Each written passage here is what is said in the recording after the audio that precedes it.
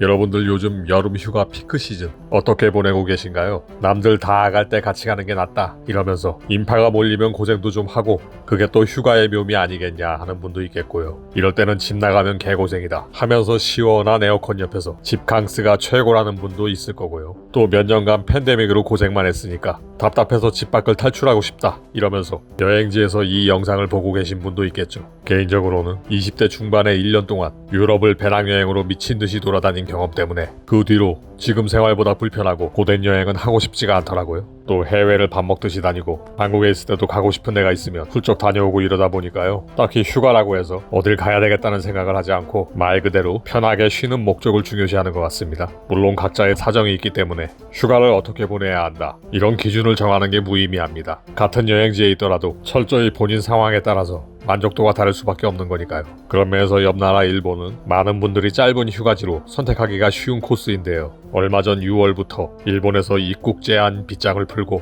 해외여행을 재개했기 때문에 일본으로 몰려오는 관광 수요가 폭발할 거라고 일본 측에서는 기대하고 있었지만요. 현실은 굉장히 처참한 상황에 처해 있습니다. 어째서 관광대국 일본에 아무도 찾아오지 않게 된 건지, 어째서 그 원인이 한국으로 지목되고 있는지 해외 언론들의 분석과 함께 내용을 자세히 들여다보겠습니다. 얼마 전 8월 2일 미국 CNN에 흥미로운 보도 내용이 올라왔어요. 일본으로 가는 길은 열려 있는데 왜 관광객은 돌아오지 않는 것일까? 라는 제목으로요. 세계적인 관광 대국으로 군림해왔던 일본이 6월 10일부터 관광으로 인한 입국을 재개하면서 일본 관광청은 많은 기대를 걸었던 상황이었는데요. 엔화의 심한 약세로 일본인들이 해외에 가는 것은 큰 부담이 되었지만 반대로 외국인들 입장에서 부담이 대폭 줄어들었기 때문에 단체 여행객이 크게 증가할 것이라 내다봤거든요. 하지만 결과는 기대 이하라는 표현을 넘어 충격적이었습니다. 일본 출입국 재료관리청 발표에 따르면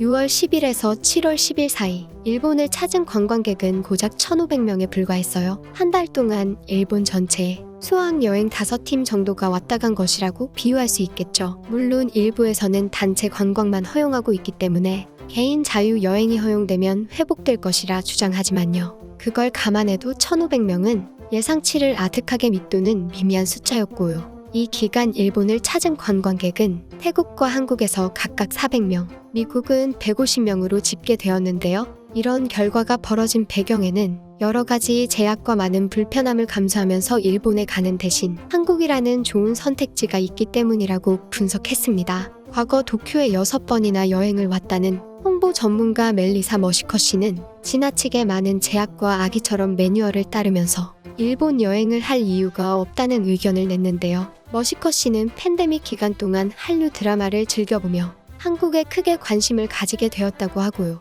여러 면에서 한국이 더 매력적이라 판단했기 때문에 휴가를 한국에서 보내기로 결정했다는 내용이었어요. 미국의 블룸버그 통신 역시 일본이 다시 공항을 열었지만 아무도 보이지 않는다. 과거 세계에서 가장 인기 있던 여행지의 모습은 더 이상 찾아보기 어렵다. 라는 기사를 내며 냉정한 평가를 내렸죠.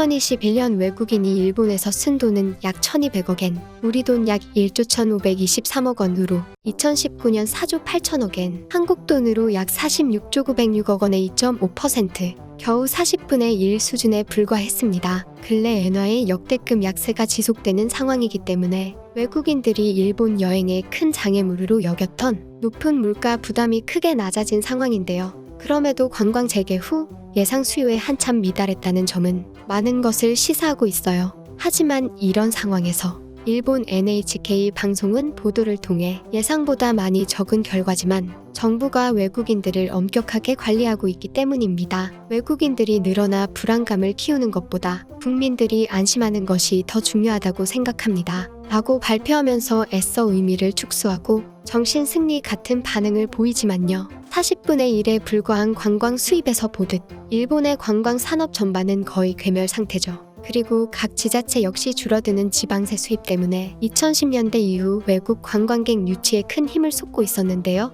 이번 결과로 내수 여행 외엔 기대를 접어야 한다는 실망감만 더욱 커져가는 상황입니다. 갈수록 일본은 과거처럼 매력적인 여행지가 아니고 한국이 더 나은 선택지로 부각되고 있는 바람에 미래는 점점 더 불투명한 상황이라 볼 수 있어요. 규제를 빼고 여름 휴가지로만 냉정하게 평가해도 일본은 전혀 좋은 선택이라 보기 어려운 게 현실이죠. 무엇보다 일본의 여름은 살인적인 습도와 무더위 때문에 외부에서 돌아다니며 관광하는 것 자체가 극기 훈련에 가깝거든요. 한국에서 무더위 하면 첫손에 꼽히는 대구, 일명 데프리카로 유명할 만큼 찜통 더위로 악명이 높지만요. 여름에 교토나 오사카에 가본 적 있는 사람이라면 대구의 여름은 꽤 지낼 만한 곳이라고 느낄 거예요.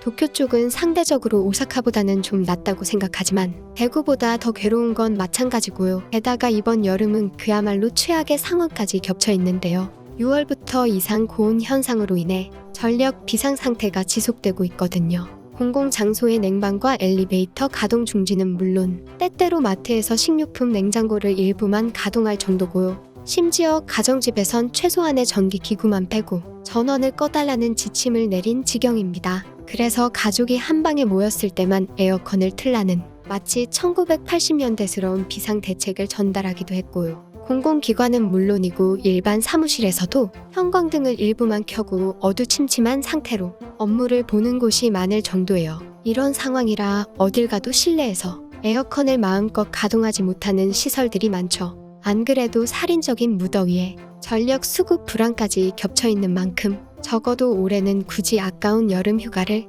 일본 여행 가는데 쓰지 못한다고 아쉬워할 필요가 전혀 없을 것 같네요. 이제는 서구권에서도 한국을 일본에 오는 김에 가는 곳으로 생각하는 시각이 바뀌고 있어요. 한국이 우선 순위로 선택하는 관광지가 되고 있는 거죠. K-드라마, 한국 영화의 지속적인 흥행에 힘입어 과거 도쿄가 가지고 있던 최첨단 도시, 고도로 발달된 미래 사회의 이미지는 어느새 서울이 가져가 버렸고요.